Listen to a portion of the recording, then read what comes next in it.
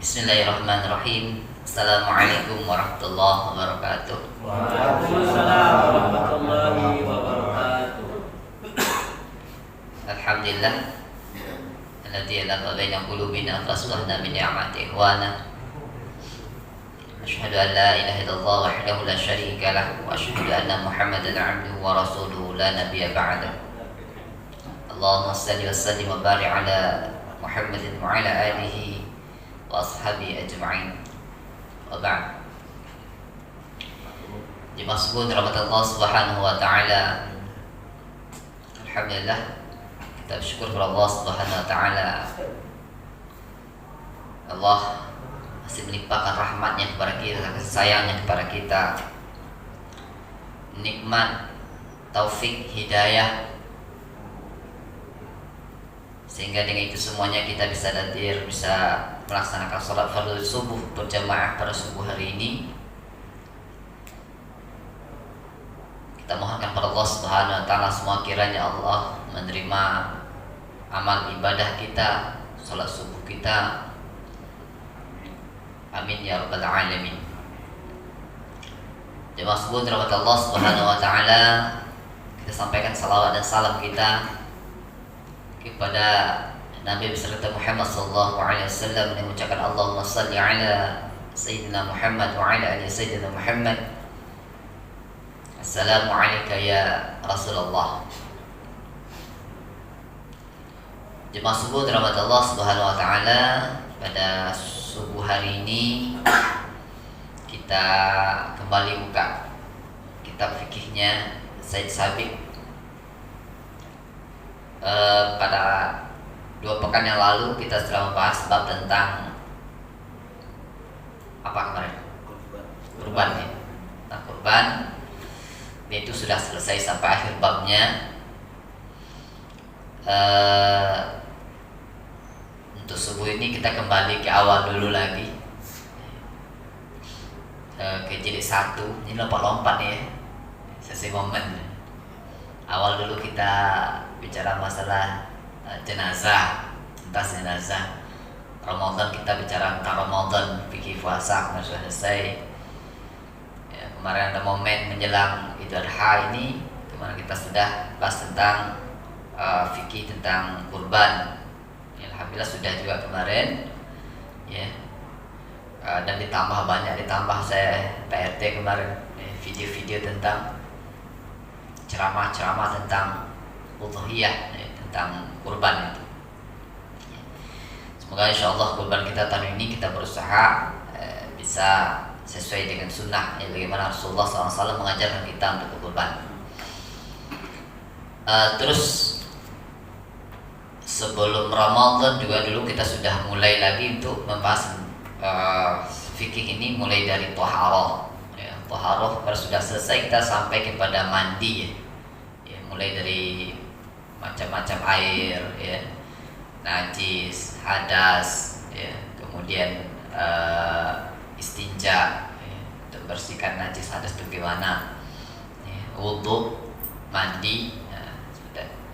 Nah, sekarang kita masuk ke bab ya, yang kedua dari jilid 1 ini, yaitu tentang salat. Salat ya, ini merupakan salah satu daripada rukun Islam. Dari 5 rukun Islam, Rasulullah SAW bersabda, "Bunyal Islamu ala khams." Dibangun Islam itu atas 5 ya, 5 hal.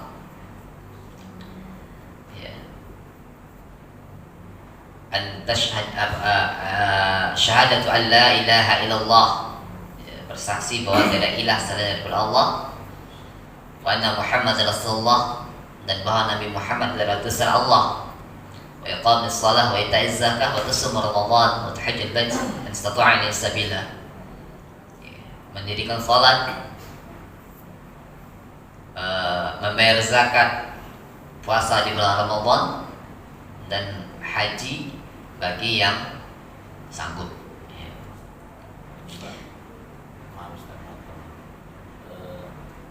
Fadilah 10 hari Hijjah, bulan Hijjah itu apa? fadilah 10 hari awal Zulhijjah. Oh, kita ke situ dulu. Karena dekat kan. Ini momennya. Fadilah 10 awal dari Zulhijjah. Itu sudah dibahas kemarin tak? Semasa itu Ustaz Yunus udah sampai kan belum ya? Enggak sampai. Belum lah. Belum ya? Awalnya makanya ya. Oh gitu. Iya. Waktu kita tiga ya. Waktu? Bertiga yang bertiga di depan. Sudah sampai kan? Bertiga mah. Yang bertiga Yang lain haknya belum Ustaz. Nantilah kita susun dulu lah ya. Kita ini dulu ya. Ya, secara umum aja Ustaz. Boleh. Secara umum saja. Ya. 10 hari terakhir, 10 hari awal dari Zulhijjah ya. Ini memang ada fadilah ya. Bahkan para ulama menyebutkan, menafsirkan awal dari surah Al-Fajr, dimana Allah Subhanahu wa taala berfirman, Bismillahirrahmanirrahim, wal fajr wal layalin ashar, demi waktu fajar, wal layalin ashar, dan 10 malam ya, dan demi 10 malam, layalin asar ya. Dan demi 10 malam yang dan demi malam yang 10 ya. Itu para ulama menyebutkan, sebagian dari tafsirnya adalah 10 hari pertama daripada bulan Zulhijjah ini ya. Mulai dari tanggal 1 sampai tanggal 10 itu ya, 10 hari pertama. Di antara keutamaan daripada awal dari bulan Zulhijjah itu adalah ya, memperbanyak ibadah dalamnya, karena adalah hari-hari yang dimuliakan Allah Subhanahu wa taala. Saking dimuliakan oleh Allah sampai Allah bersumpah dengan itu. Itu sumpah ya. Demi waktu fajar dan demi 10 malam itu. Jadi sampai Allah bersumpah dengan itu, ini menunjukkan ada kemuliaan luar biasa di situ. Bahkan sebagian juga menyebutkan ini menyamakan kedudukannya dengan 10 hari terakhir dari bulan Ramadan. Ya. Kalau 10 malam terakhir Ramadan kan ini dimuliakan juga. Bahkan saking mulianya itu Rasulullah sampai iktikaf dia di masjid, ya kan? Ya. Kenapa ini dimuliakan oleh Allah Subhanahu wa taala? Ya. Kalau 10 hari terakhir dari Ramadan Allah muliakan karena situ ada Lailatul Qadar. Lailatul Qadar yang khairun min alfi syahr, di mana pahalanya beramal di sana ya, khairun min alfi syahr, lebih baik daripada 1000 bulan.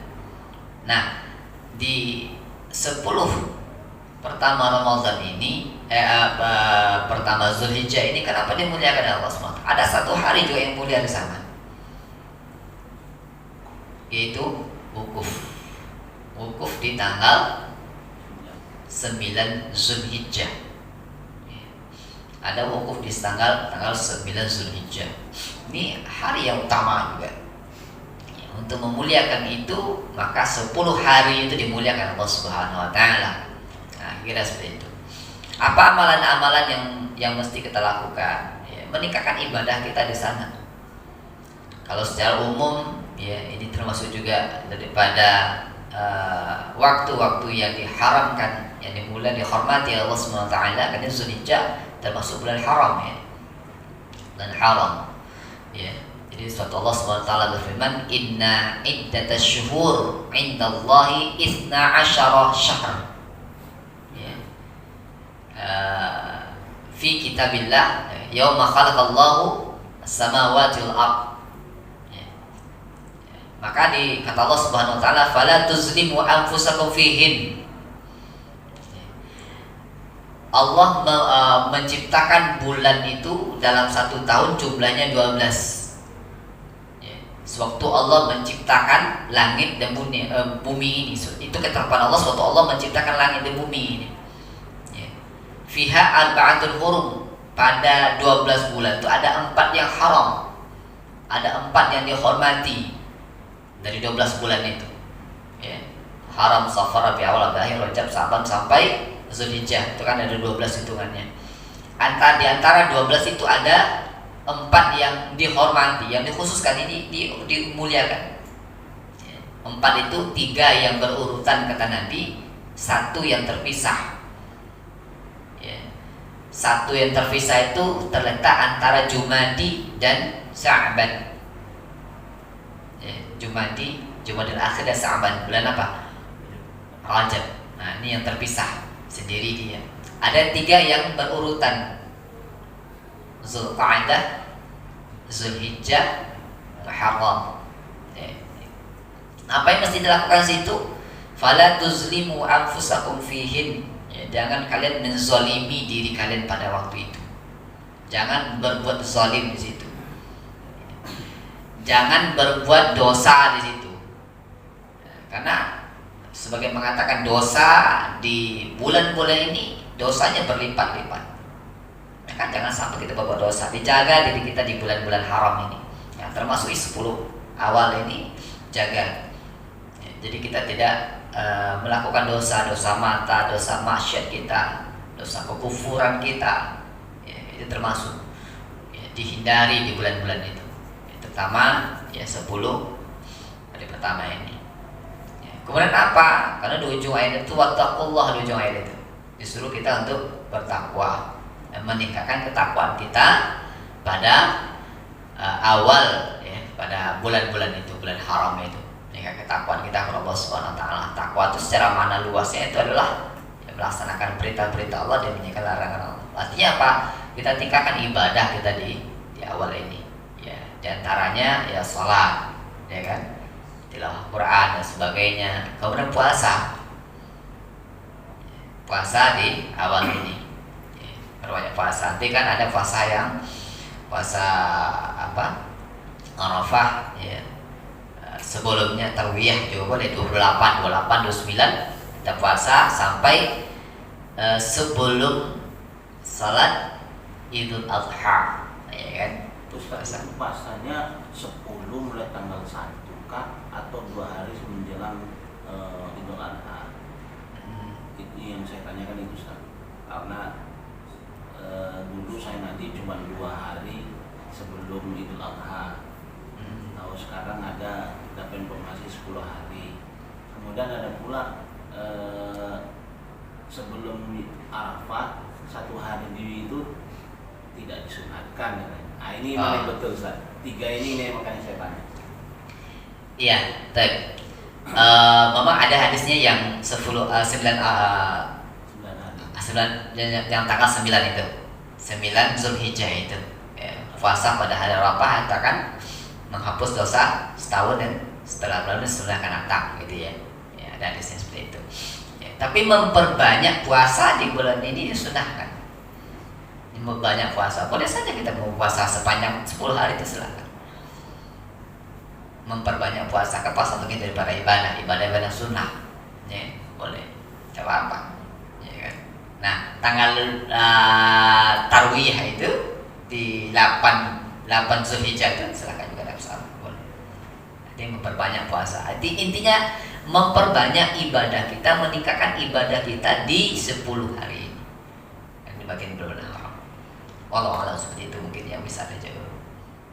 Nanti detailnya kita buka lagi dari berapa dalilnya. Baik, kita kembali ke sini ya. Nanti kita khususkan nanti insyaallah kalau ada waktu yang kita khususkan itu. Bab tentang sholat. Sholat, seperti dikatakan tadi, ini adalah rukun Islam. Salah satu daripada rukun Islam, rukun min arkan Islam. Salat itu memang secara bahasa maknanya adalah doa, sama dan salat, salawat, menyampaikan salawat dan salam kepada Rasulullah. Dia mencapai doa kita kepada Rasulullah, untuk Rasulullah, dan salam kita keselamatan dan keselamatan dari Rasulullah. Jadi salat itu secara makna artinya doa, secara bahasa. Secara istilah para ulama menyebutkan salat adalah sebuah ibadah yang terdiri dari perkataan dan perbuatan khusus, dimulai dengan takbir dan diakhiri dengan salam. Itu disebut dengan sholat. Jadi ada Amalan terdiri dari perkataan dan perbuatan. Ya. Jadi sholat itu ada perkataan dan perbuatan di sana. Tidak hanya perkataan saja. Ya, tidak saja kalimat yang diucapkan, ya, tapi tidak digerakkan. Paham maksudnya? Kan ada orang sholat dia diam aja. Apa sholat? Ya kan? Nah, dia hanya ingat kepada Allah saja. Sholat. Ya, apa gitu sholat? Kemana tidak. Karena sholat adalah perbuatan. Kemudian juga perkataan. Ya sholat itu juga hanya gerakan. Nggak ada bergerak, nggak ada ucapan, itu juga bukan sholat. Ya, jadi ada perkataan di sana, ada perbuatan. Ya. Kemudian perkataan dan perbuatan itu khusus. Itu nggak boleh ditukar, boleh diganti-ganti, karena khusus itu. Ya. Kata-katanya itu khusus. Gak boleh kita buat-buat yang lain-lain. Dari awal tuh mulainya takbir, bacanya takbir Allahu Akbar, tidak yang lain-lain. Nah, gitu ya. Gak boleh diganti takbir, gak boleh diganti dengan lain. Allah Maha Besar. Gitu. Ya, perkataannya khusus. Ya. Nah, mulai dari takbir sampai kepada salam. Nah, itu sholat itu mulainya dari takbir Allah Akbar, berarti itu terus sholat. Sampai kepada salam, assalamualaikum, assalamualaikum, karena assalamualaikum selesai sholat. Setelah itu bukan sholat lagi. Jadi yang sholat itu dari takbir sampai kepada salam. Jadi itu yang disepakati para ulama menyebutkan seperti itu. Definisi sholat itu adalah ya ibadah yang terdiri dari perkataan dan perbuatan yang khusus, ya dimulai dengan takbir dan diakhiri dengan salam. Nah, itu sholat. Maaf Ustaz, sedikit mau nanya itu. Ini masalah berjemaah Ustaz. Tadi kan perkataan dan perbuatan. Pada saat berjemaah, apakah kita juga membaca semua bacaan yang harus dibaca dalam ini, atau hanya diam saja mengikut imam tanpa membaca apapun, tapi melakukan gerakan itu Ustaz? Karena saya perhatikan ada orang pada saat dia berjemaah dia diam saja, tidak pernah membaca apa-apa, ngikut aja. Sementara ada pula yang membacanya. Kalau saya bacanya hanya saja ini sendiri ada perkataan dan perbuatan. Nah itu Ustaz. Baik. Saat kita berjamaah, jamaah jahar atau jamaah sir? Semuanya. Yang ada perbedaan pendapat itu saat sholat jahar. Sholat jahar itu sholat maghrib, isya dan subuh yang imamnya membaca kuat. Ya, di sini ada perbedaan pendapat membaca al-fatihahnya. Ya, di situ yang ada pendapat. Ada mengatakan al-fatihah nggak dibaca, kan cukup dengan bacaan imam, ya kan? Ya. Ada yang dibaca, ya, karena dalilnya ada la sholata liman la yaqra bi fatihatil kitab. Nggak sah sholat kalau nggak baca al-fatihah, maka tetap harus dibaca. Ya. Ada yang menggabungkan dua pendapat itu. Menggabungkan mana? Baca sekemampuan kita bisa baca. Karena yang tadi tidak baca itu ada dalilnya juga. Apa dalilnya? Ya. Wa idza qira'atil Qur'an fastami'u wa ansitu. Apabila dibacakan Al-Qur'an maka kalian diam, dengarkan. Kemudian ada juga hadis Nabi, bacaan imam itu juga bacaan makmum. Ya. Nah, jadi untuk itu yang berpendapat yang seperti itu dalilnya itu, maka dia diam. Kenapa gak baca? Ya baca imam sudah mewakili bacaan kita. Imam baca Al-Fatihah, baca Al-Quran, kita harus diam, harus dengarkan dan disimak, gitu kan?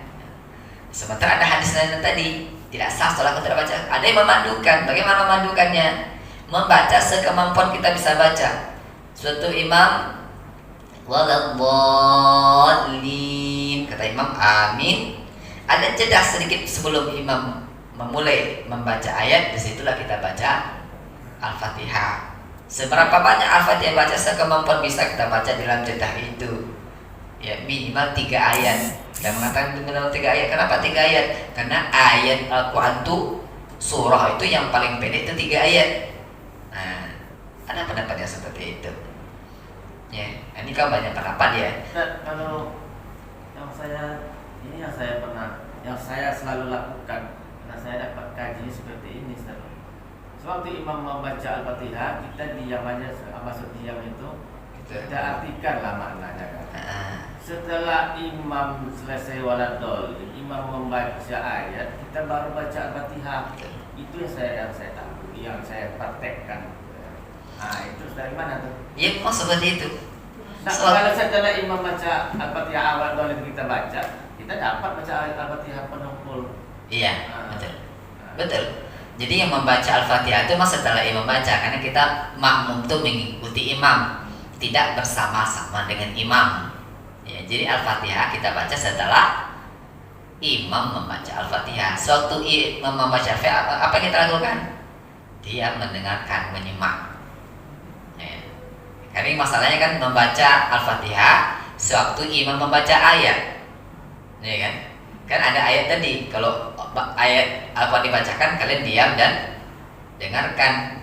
Nah, karena itu maka ada yang diam juga gitu, nggak baca apa-apa dia itu. Ya, tapi bacaan tetap dibaca, bacaan ruku, bacaan sujud, i'tidal, semuanya harus dibaca. Nah, kita baca semuanya, nggak diam juga, harus baca juga semuanya itu. Tapi kan sir itu semuanya. Ya, walau alam itu yang saya tahu, ya. Jadi yang ikhtilaf itu situnya tentang baca Al-Fatihahnya itu. Kalau sholat sir, Ustaz, Salat sir, Pak, tetap semua kita baca. Jadi sepakat semua kita baca karena sir nggak ada mengganggu. Yang tadi ada ayat mengatakan apabila dibaca Al-Quran maka kamu akan diam, karena baca Al-Quran imam kita akan dengar kan. Nah, maka kita tetap baca karena mengganggu. berarti ayat kita masing-masing lah waktu itu ya, Ustaz. Yang baca ayat ini lagi. Ya. Yang betul itu baca Al-Fatihah. Ayat ke sunnah. Dia cukup dengan membaca Al-Fatihah saja, tidak membaca ayat setelah itu. Kalau misalnya gini, Ustaz, misalnya kan dalam hati kita atau dalam baca kita sudah selesai baca Al-Fatihah. Apa yang kita lagi? Sementara imam kan belum juga lagi. Belum rukuk lagi ya? Mungkin lama kan. Ya. Apa kita baca apa Al-Fatihah lagi kita baca atau ayat, Ustaz? Atau diam saja? Diam saja. Diam saja kita dengarkan. Atau melamun lah saja. Jangan melamun. Jangan melamun. Itu tidak boleh. Nah, nanti kita tengok ya. Karena sholat itu apa? Ya, nanti kita tengok. Ini baru definisi, ada banyak pertanyaan. Karena berkaitan definisi Ustaz, Iya. tadi perkataan dan perbuatan itu. Ya, kita lanjut dulu. Lain diam kan. Ya, kita lanjut dulu. Ya, bagaimana kedudukannya? Nanti penting. Ya, kedudukan sholat di dalam Islam. Ya, dalam Islam sholat memiliki kedudukan yang istimewa yang tidak dimiliki oleh ibadah-ibadah lain.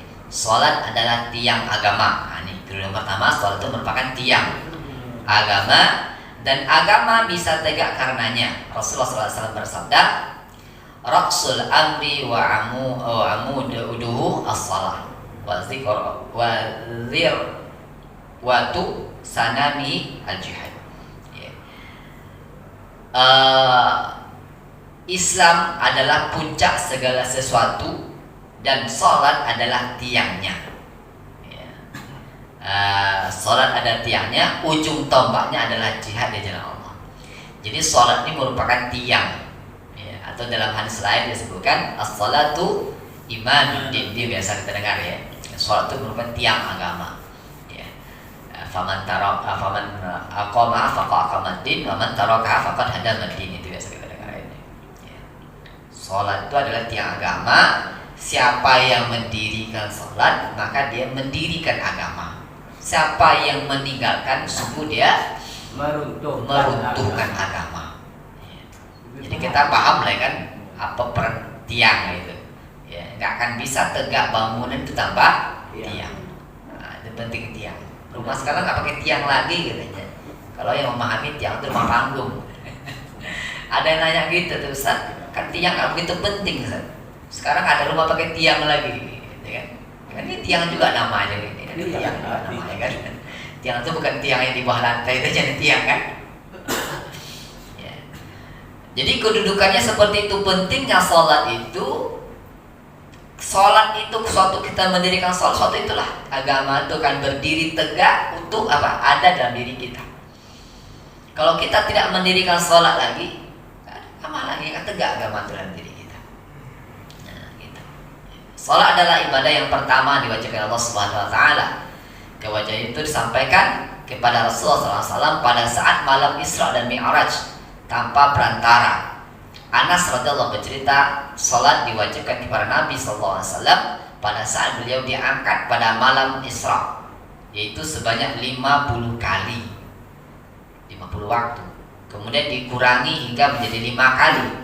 Lalu dipanggil oleh Allah, ya, Rasulullah SAW, wahai Muhammad, sungguh perkataanku tidak bisa diganti-ganti. Dengan 5 ini kamu mendapat 50. Jadi ibadah yang pertama kali yang diwajibkan itu sholat. Sebelum zakat, sebelum puasa. Puasa malah jauh ke belakang ya. Di tahun kedua Hijrah baru kan. Ya, termasuk ibadah kurban itu juga di tahun kedua Hijrah baru perintahnya. Kalau sholat ini sebelum Nabi Hijrah kan, waktu peristiwa Isra dan Mi'raj. Nah, inilah ibadah yang pertama kali diwajibkan. Jadi saat kurban ini di zaman Nabi Isa tidak dijalankan berarti. Kurban Ya, zaman Nabi Isa. di zaman Nabi Isa. Kan pertama Nabi Ibrahim. Nah, Nah, setelah itu berarti ada jedanya antara nabi-nabi sebelum Nabi Muhammad berarti kan? banyak jedah kan sebelum Nabi Muhammad kan banyak jedah. Nabi Yusuf, Iya. Nabi Daud, Nabi Isa, apakah dijalankan apa bos? Itu dia. Wallahu a'lam ya. Kalau gini, itu kan bagian dari syariat. Kalau akidahnya sama, mungkin syariat saya berbeda-beda. Termasuk dengan syariat kurban itu mungkin juga berbeda-beda. Termasuk dengan puasa itu juga diwajibkan pada yang terdahulu, tapi berbeda. Cara waktu puasanya berbeda-beda. Gitu, sama seperti itu. Nah, di syariat pada Nabi Muhammad kan setelah ada tahun kedua Hijrah itu, nah di situ dicontohkan Rasulullah bagaimana berkurban. Ada syariat itu ada, cuman caranya berbeda. Nah, dengan yang ini. Allah a'lam. Ya. Nah, kemudian kita kembali sini. Jadi salat ini langsung dijemput oleh Rasulullah dari hadapan Allah Subhanahu Wa Taala. Perintah itu langsung disampaikan oleh Allah Subhanahu Wa Taala kepada Rasulullah. Ya. Awalnya 50 kali. Ini berat nih kalau 50 ya. Boleh lah, salimo ini boleh. 5 ya. Tapi sudah sampai di 5 ini kata Allah apa? Ya. Sungguh perkataanku tidak bisa digantikan. Jangan kurang-kurang lagi dari 5 itu. Itu maknanya. Ya. Jadi kurang lagi dari 5 itu. Ada yang minta 3 kan? Minta 3 ya kalau safar. Ya kalau safar boleh. Ya dalam keadaan musafir boleh 3 waktu itu digabung-gabung. Ya. Zuhur, asar gabung. Maghrib bisa gabung. Nah, terus subuh satu 3 waktu. Tapi tetap zuhur ada, asar ada, maghrib ada, isya ada, subuh ada. Ustaz, ini orang yang sudah dianiaya oleh Allah langsung yang menyatakan bahwa sholat itu dalam Al-Quran tidak ada 5 waktu disebutkan. Ya, akhirnya Allah mengazab dia kan. Nah, ini pertanyaan itu. Saya pernah membaca ayat untuk yang memerintahkan sholat subuh dan maghrib, kemudian Lahir mando. nah jangan disebut itu Pak. Jadi yang untuk yang zuhur dan asar ini yang zuhur yang saya belum dapatkan, kemudian yang asar sudah ada dari yang 3. Jadi yang saya tadi masalahkan itu tadi perkataan dia itu mengapa dia pandai mengatakan seperti itu, sementara untuk yang perintah yang itu kan secara tersirat ada, tapi secara tersurat itu untuk yang zuhur itu sampai sekarang saya belum dapat Ustaz. Apa yang belum dapat? Ayatnya. Iya. Jadi kita memahami agama ini ya nggak hanya menengok yang ada yang tertulis jelas dalam Al-Quran saja. Sudah tersirat Ustaz. Iya. Karena Al-Quran itu maknanya luas. Ada hadis sebagai penjelas daripada Al-Quran itu. Ya kan? Ada hadis yang menjelaskan Al-Quran itu. Nah, Al-Quran yang kita baca, ada Rasulullah yang menjelaskan kepada kita apa maknanya, bagaimana tata caranya.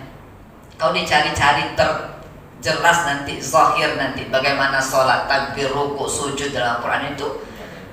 Ya kita mengumpulkan makna-makna tafsirnya ada. Tapi kan ini kan susah.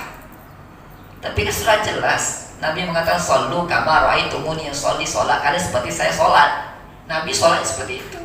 Ada subuh Nabi sholat, maghrib sampai sholat isya Nabi sholat, zuhur sampai asar sholat Nabi. Nah dan di sini disebutkan di hadis ini 5 bukan 2, ya kan? Nah, kemudian dari makna sholat, dari tulis apa aja kan mana-mana tersiratnya kan bahasa sholat lakukan apa?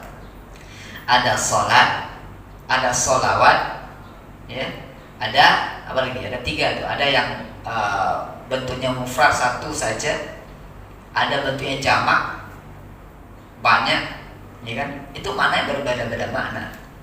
Ya. Ayat yang pertama, Al-Quran yang pertama berbicara tentang salat, Al-Baqarah ayat yang ke-3 ya. Alladzina yu'minuna bil ghaibi wa yuqimunas shalah. Itu bentuknya jamak. Berarti enggak 1, enggak 2 berarti. Kalau 2 enggak jamak masih sama. Ya kan? Tapi jamak berarti lebih dari 2. Oke kan? Nah, kalau kita mana-mana itu. Tapi kan yang jelasnya kan Nabi melakukan itu. Nabi melakukan salat zuhur, Nabi melakukan salat asar, Nabi melakukan salat maghrib, isya, subuh. Ya kan 5 waktu dilakukan Nabi dan dicontohkan cara-cara seperti apa, rakaatnya berapa, waktunya kapan. Itu sudah contohkan. Kapan waktu zuhur kan ada dicontohkan oleh Nabi. Kapan waktunya? Waktu zuhur itu setelah tergelincir matahari. Sedikit saja tergelincir, dari tengah-tengah tergelincir sedikit, itu masuk waktu zuhur. Sampai kapan waktu zuhur masuknya? Sampai asar masuk. Kapan asar masuk? Kalau bayang-bayang suatu benda itu ya telah sama panjang dengan bendanya, artinya condongnya matahari ke barat itu, ya. Kalau ditegakkan kayu 1 meter, ya bayang-bayangnya itu kalau diukur, tuh maka kayu itu syukur pas 1 meter lebih 1 meter itu hati-hati. Waktu asar sudah masuk. Sampai kapan waktu asar? Udah jelaskan juga Nabi. Sampai terbenam matahari. Sampai kalau dengan sunset kita sampai terbenam, nampak tuh masuk ke laut itu mataharinya atau habis asar. Ustaz, Nah, gitu. karena tentang jamak sholat zuhur dengan asar tadi, jadi saya menanya waktunya. Ada sebagian ibu waktu kami berjalan, dia waktu kami sholat di masjid waktu zuhur, waktu sholat zuhur lah di masjid itu. Jadi ada sebagian ibu tuh menjamak, langsung dijamaknya asar tuh. Sedangkan waktu asar kan belum datang. Iya. Tapi kami sebagiannya tuh pas waktu azan asar dapat kok waktunya tuh sholat di jam 4 yang dituju lagi. Oh. Jadi gimana caranya maksud menjamak tuh? Kan yang dibilang tadi kan waktu zuhur, langsung dijamaknya asar. Bolehkah? Atau Boleh. kapankah? Baik. Menjamak tadi menggabungkan 2 waktu sholat. Jadi 2 waktu sholat itu jadi 1 digabungkan. Sholatnya tetap 2, ya. Nah, jamak itu boleh di awal, boleh di akhir. Nah, kalau di awal disebut jamak takdim. Jamak di awal, di mula-mula, ya, di waktu yang pertama. Ya. Ada jamak takhir, jamak di waktu yang terakhir. Dilakukan tetap 4 rakaat. Nah, Zuhur dulu. 4 rakaat boleh, atau boleh lagi dikosor, jamak saja boleh, atau jamak sekaligus dikosor juga boleh. 2 boleh, 4 Ya. boleh. Ya, atau kalau mau kosor saja nggak dijamak juga boleh. Boleh, ya kan? Nah, boleh dijamak kosor atau jamak saja atau kosor saja boleh. Ya, apa bedanya? Nanti ada sini pembahasan itu. Kalau jamak zuhur dan asar kita gabungkan waktunya, pelaksanaannya di waktu zuhur, ya, itu sebut dengan jamak takdim. Sholat zuhur kita dulu 4 rakaat, habis itu langsung berdiri sholat asar. Kan belum masuk waktu asar, Iya, belum masuk waktu asar. Tapi kan kita dalam keadaan tertentu, dalam keadaan musafir, kita gabungkan waktunya. Ya, kita gabungkan waktunya. Jaga-jaga. Kenapa? Kita nggak tahu pasti nanti apakah kita bisa sampai waktunya di sana nanti, Jaga-jaga. ya kan? Nah, Pasti jaga itu. pertanyaan lagi kan kita jamak tadi. Jadi nyatanya pas asar Sholat orang lagi. azan kita sholat lagi sah itu lagi. Boleh. Kalau mau sholat lagi ambil sholat jamaahnya, ambil jamaahnya ya. Kalau tadi kita ini berjamaahnya boleh. Ya. Nah, kalau dilakukan 4 zuhurnya 4 rakaat, asar 4 rakaat di waktu zuhur itu sebut dengan jamak takdim. Kalau kita lakukan di waktu asar boleh juga. Ya. Ya, zuhur dan asar dilakukan waktu asar sama-sama 4 rakaat itu jamak takhir. Nah, kalau zuhurnya 2 rakaat, asarnya 2 rakaat itu jamak qasar namanya. Takdim boleh, takhir juga boleh. Atau kita jamaknya jamak zuhur asar, zuhurnya kita jamaah di sini, kita mau berangkat nih. Mau berangkat ke mana? Ke Padang. Jauh kan? Nah, ke Padang. Ya. Waktu zuhur sini kita jamaah, 4 rakaat imamnya. Nanti kita mundur ke belakang, kita jamak tambah asar 2 rakaat. Kalau kesini 2 rakaat nggak boleh kan, masih mukim ya. Ya. Nggak boleh sekosor sini. Pinang lah saat dulu Ya. Atau udah di Bangkinang, atau udah di mana gitu ya. Atau di Padangnya. Ya kan? Nah, boleh. Sampai di sana waktu asar kita sholat berjamaah di sana. Waktu asar imamnya berimam di masjid, imamnya 4 rakaat. Kita tambah 2. Nah, itu boleh. Bagaimana Ustaz kalau tambah 2 itu Pakai sementara usul itu lagi. 4 rakaat.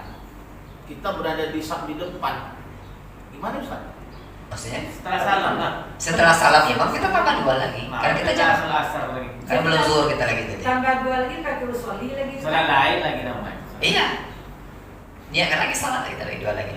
Yang sholat yang tinggal dulu tadi itu. Iya, yang tadi tinggal itu. Berarti kan yang kita ikut imam itu tidak kosor, setelah itu baru kita kosor. Iya. Nah, kan banyak perbedaan nih. Iya, iya. Terus gini, kalau imamnya asar, kita sholat apa? Selasa. Asar. Kita belum zuhur. Kalau asar dulu pada zuhur. Nah, iya. Gitu Jamak kan. itu berarti zuhur. Ya nggak masalah, kan udah digabungkan. Ya, kalau kita saja semuanya, ya kan, nggak berimam dengan lain, kita aja cuma semua rombongan itu, ya sholat zuhur dulu baru asar. Ya, itu nggak masalah, terbalik-balik itu nggak masalah lagi. Kasih waktunya ya. Ya, karena sudah digabung. Ya, boleh. Ustaz, ini lagi Ustaz. Ini masalah jamak dan kosor tadi, jamak dan kosor tadi. Kita kan traveling nih, kita mengadakan perjalanan. Misalnya kita ke Padang. Selama berapa hari kita boleh melakukan jamak dan kosor di Padang itu? 3 hari. Ada yang mengatakan 3 hari, ada yang mengatakan 15 hari. Iya. Nah, berapa yang sebetulnya itu? Ya memang ada yang seperti itu. Nabi itu pernah dalam 2 minggu ya 15 hari. Hari itu. Bisa 15 hari. Kalau statusnya masih safar, belum berniat untuk bermukim di situ. Kalau sudah berniat mukim di situ, Ada tak? Hah? Kalau lah tersewa rumah situ lah. Berarti selama 15 hari itu Selama dihitung safar, kita boleh melakukan maghrib dan isya. ya 3 waktu saja. Berarti bisa kan? Selama 15 hari. Padahal kita perjalanan kita pakai situ aja kita itu. Iya, walaupun kita nggak jalan-jalan kemana. Iya, Tapi walaupun kita di situ. Kalau di hotel, Iya, selama 15 hari. karena hitungan kita masih safar, belum berniat mukim. Ya, mana ke rumah kuala ibadah ada Pak 1 minggu. Ah, boleh. Padahal boleh kalau mau Tapi pasar aja sekarang, boleh. Pak Ustadz, tapi sekarang kan mudah. Berhenti supir aja diajak musyawarah pinggir-pinggir jalan kan banyak masjid. Iya. Azan kan turun aja Kan sholat. dikasih Iya. kemudahan. Allah kasih kemudahan, kita ambil kemudahan itu. Tapi bukan diringan-ringankan ya Ustaz. Iya. kita pakai bonusnya kan Mudah jangan mudah-mudahan. Malah dianjurkan untuk pakai bonusnya. Iya. Iya. Pakai setengah yang bonusnya kan itu. Hadiah. Dikasih hadiah sama Allah masalahnya. Masa dikasih hadiah anak mau. Ini bukan dalam rangka memudah-mudahkan, tidak. Tapi jadi Oh, cecer enak lah. Mas, berat nih 4 rakaat, 2 aja lah gitu kan. Kalau ini saya tahu Pak, waktu perjalanan aja kalau kita bilang Ini perjalanan di situ sholat ini. Karena asal sholat itu 2 rakaat kecuali bagi yang mukim. Rakaat ya, kecuali mukim itu 4 rakaat plus zuhurnya, asalnya 2. Nah, Kalau antara ini Pak, kita tidak sholat maghrib tadi, pas dapat sholat isya, kita sama tadi gimana itu sholat maghrib nih Bu? Apa sih sholat isya 4 dan 3 maghrib? Iya, kalau kita jamaah itu kita sama dengan asar tadi. Kalau kita jamaah pas sampai itu pas sholat isya, ada orang jamaah di sholat isya, sholat isya aja dulu. Nanti lagi apa 2 rakaat? tambah 3 lagi karena maghrib nggak bisa dikosor, harus 3 ya. 3 bisa bagi 2. Berarti terbalik bisa bayar? Nggak apa-apa. Karena kita ini ya dan digabung kan. Kecuali kalau kita saja makmumnya, imamnya kita, rombongan kita saja. Ikut kita berjamaah dengan isya lah apa Iya. Kalau kita berjamaah dengan orang yang ada di situ, kan orang udah isya nih, kita maghrib belum tadi. Maghrib. Iya. Jadi sholatnya bersama imam dulu. 4 rakaat. Baru nanti kita tambah 3 rakaat lagi kita. 3 rakaat lagi. Izin Ustaz, maghrib nggak boleh dikosor. Nggak bisa dikosor maghrib. Itu tadi kan Gimana kosornya? Kosornya bagi 2. Nggak jadi 2 nggak boleh. Enggak. boleh lah. Ya kan 3. Di sana gue. Kita di 3. Bukannya kosor itu artinya meringkas. Iya meringkas, tapi yang ringkas itu yang 4 jadi 2. Kalau 3 gimana? Yang 3 tetap 3. Nah, itu. Yang 2 nggak boleh lagi. Nanti kalau isya kita 2, maghrib tetap 3 kita Nggak bilang. usah. Iya. Soalnya kan ini pernah, makanya saya tanya tadi Iya. ada teman ini waktu di bandara ya, karena kan mengejar. Tapi kalau bisa dibikin 2. Di karena awal. potong itu. Nah ini kan meringkas karena setahu saya karena ngaji dulu lah. Arti kosor itu meringkas. Iya betul meringkas. Artinya kalau dia 2 dipotong lagi 1 sholat apa namanya. Tapi kalau 3 jadi 2 itu ringkas maksudnya. Ringkas ya. Nah, Allah alam ada jadi dan makanya ini mungkin karena seperti itu. itu pernah saya ngaji dulu, makanya ketika ada teman ngaji kosor maghrib 2, saya pernah ngaji seperti itu, nggak masalah. Itu pengalaman waktu di bandara. Iya. Karena waktunya mepet sekali, 2 gitu. Baru sekarang saya tahu bahwa maghrib itu tidak boleh dikosor. Iya. Yang dikosor itu yang 4. Nah kalau kondisi di bandara seperti itu, kita mau masuk pesawat itu menjelang maghrib atau bempet dengan maghrib, bagusnya di takhir aja. Kita nyaman di takhir aja, nanti di isya sholatnya. Saya selalu itu kalau pulang malam itu, jadi isya aja di sini. Bahkan pernah juga dapat isya di sini, cuma di sini saya baru maghrib. Saya takut saat kalau mau naik pesawat saya harus sholat dulu. Oh gitu. Karena insya Allah niat kita sudah. ada niat untuk Takhir tak kita bisa. mau ngaji kita terhitung itu. Itu insya Allah. Yang pasti saya takut gitu. Iya. Kalau ini jadi aman ya. Iya. Baik. Jangan udah sekolah. Yang ketiga nih ya kan. Proyek kan selesai itu mati bang. Ini kan dua itu juga jual. Ini ada nih ya. Baik. Sudah ini waktunya. Tambah sedikit ya. Salat, kalau tadi sebutkan salat adalah kewajiban pertama, ya, yang Allah wajibkan kepada kita. Ya. Kemudian salat adalah ibadah pertama, ya, yang akan dihisab. Ibadah pertama yang diwajibkan dan ibadah yang pertama akan dihisab nanti di yaumil akhir. Kata Rasulullah, awalu ma yuhasabu alaihi al-'abdu yaumal qiyamah as-shalah. Fa in saluhat saluha sa'iru amalihi, fa in fasadat fasada sa'iru amalihi. Satu yang pertama kali dihisab dari seorang hamba adalah salat. Awalu, yang pertama kali dihisab dari seorang hamba itu adalah salat. Ya. Jika salatnya baik, maka seluruh amalnya akan baik. Jika sholatnya rusak, maka seluruh amalnya juga ikut rusak. Maka ya rusaklah seluruh amalnya. Ya. Nah, kenapa? Karena sholat itu tanha anil fahsya'i wal munkar. Jadi barometer itu di sholat. Ya. Orang yang sholatnya baik, baik amalnya. Tapi kalau sholatnya tidak baik, tinggal sholatnya ini susah. Ya kan hak aneh paksa wal mungkar kan saya bertanyakan tuh. Lawan dia itu lebih tahu hitam mana wakas tapi Mungkar. Mungkar juga. Kami itu ada. Jadi baik tidak baiknya itu nggak nampak dari situ saja. Allah yang tahu. Iya. Tapi itulah yang paksaan munkar tadi kan. Nanti belum sempurna kalau kita itu. Iya. Jadi sholatnya kan yang beruntung itu sholat yang khusyuk. Ya, kalau gerakan saja, ya kata-kata saja, tapi tidak ada khusyuknya, nggak pengaruh dengan ini. Atau sholat saja, tapi sholatnya nggak dihayati, sholatnya nggak dinikmati, ya zikirnya kurang dalam sholat, itu nggak pengaruh. Nggak pengaruh banyak. Itu masih jauh, Ustaz. Ya. Iya, saya kalau saya pikir-pikir khusyuk itu tidak dapat, Ustaz. Layang-layang, Ustaz. Saya terus terang saya kalau ada orang yang khusyuk itu ya yang ketangan saya. Banyak Iya. pikir utang. Kita berusaha karena beda. Kita sholat di sini kan beda-beda nih. Beda-beda. Ada yang sholatnya khusyuk, ada yang ini juga. Beda-beda background, Ustaz. Kan Iya. orang-orang kusuk belum tentu juga tahu kusuk utang. Iya. Karena sholat tuh zikir, nanti kita bahas zikir. Saya ini Ustaz. Iya, kalau kau ini sama. Kalau kau ini sama. Praktek saya susah aja. Praktek Saya lagi saya. Ini untuk menambah semangat kita untuk sholat berjamaah. Katanya sholat jamaah ini kan kalau saya tak salah dengar, imam khusyuk itu makmum khusyuk, kan gitu Ustaz. Imam tak khusyuk, ada makmum yang khusyuk, itu semuanya terbilang khusyuk. Gitu Ustaz.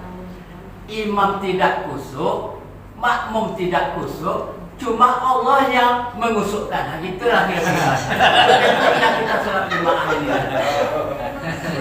Iya. Wallahu alam ya. Jangan takut tidak khusyuk. Pokoknya berjamaah lah ke masjid. Sudah. Ya, jemaah itu bernilai ya, khusus kepada Allah ya, tentang jemaah dibanding dengan sholat sendiri. Ya, kalau sholat jemaah. Ada yang mau Potong lagi, lagi, Ustaz. Ya.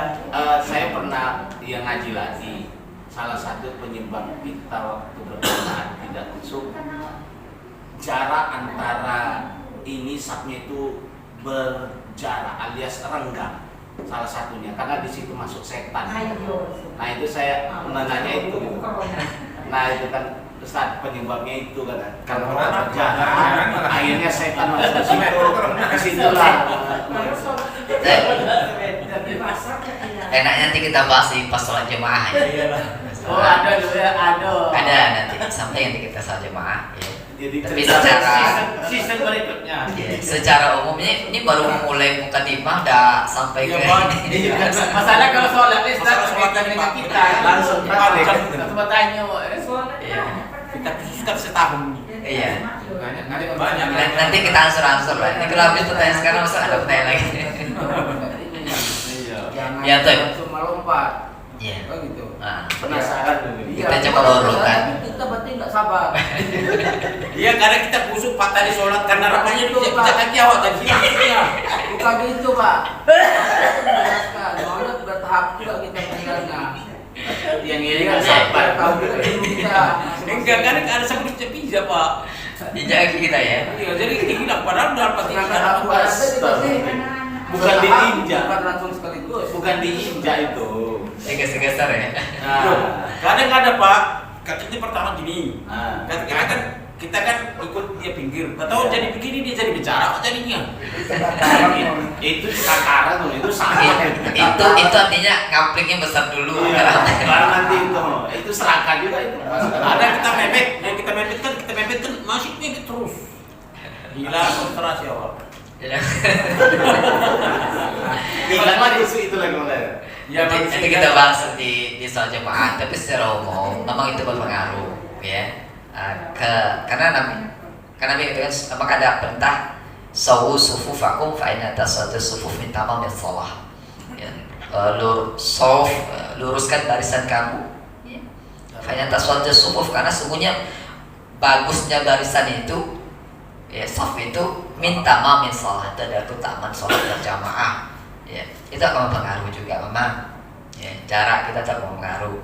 Ya, tapi bagaimana jarak itu nanti insya Allah kita detailkan.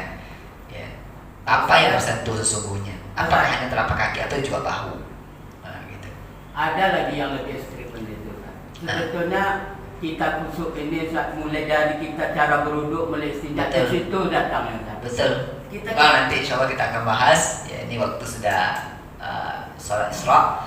Jadi sampai sini dulu ya. Tapi pada definisi sholat tadi, kemudian kedudukan sholat itu panjang nih. Panjang. Ya, kedudukan sholat itu masih panjang. Kita baru bahas 2. Kedudukan sholat yang pertama, dia merupakan ibadah yang pertama kali diwajibkan, itu dia kan? Ya. Kemudian kedua, ibadah yang pertama kali akan dihisab. Nah, itu sholat. Itu pentingnya sholat. Itu 2 sholat dalam satu seperti itu. Ya, nah, itu pentingnya sholat. Nanti akan kita sampai nanti apakah sholat ini akan orang yang tidak sholat apa hukumnya? Apakah keluar dari agama atau gimana? Nah, itu akan kita bahas seperti insyaallah. Ya, itu selanjutnya nanti.